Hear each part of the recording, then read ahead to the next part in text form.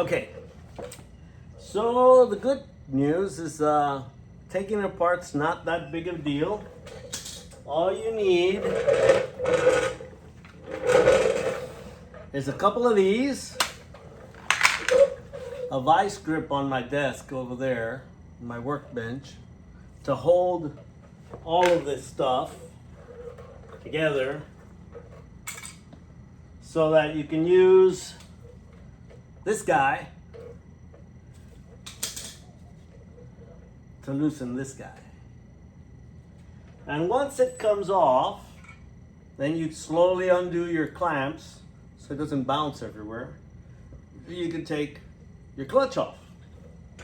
Then the next thing is I wanted to replace this first disc with this one, the new one.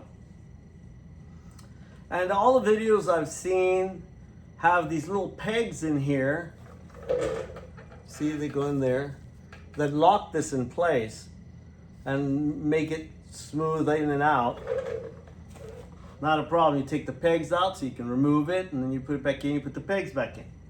Well, the original one's got no pegs. It's locked in there somehow, and I can't figure it out, and I'm not gonna break it, so I'm gonna keep it. Seems to be working just fine. I don't think that was the issue. So next, that means I'm not using this guy, and I didn't need to use this thing, which is supposed to be where this spring gets pressed up on it because it uses its own little cup here. So didn't have to use that. I pressed this spring into place, and now it's in place, and I don't want to remove it. So that's where I'm at right now.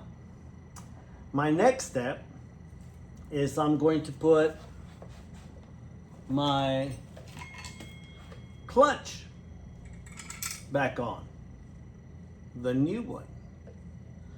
I'm going to have to use my clamps again.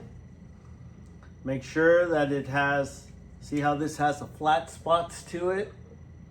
It needs to match the flat spots over there. So I'll be doing that slowly with my clamps. And I'm gonna try not to get my clutch dirty with any of this. And when it's ready, I'll put that screw back on, this guy, on there.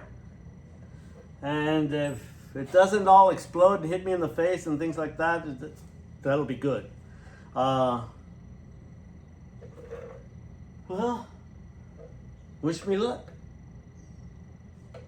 You know, I hope it all works out. All right, see you in a bit.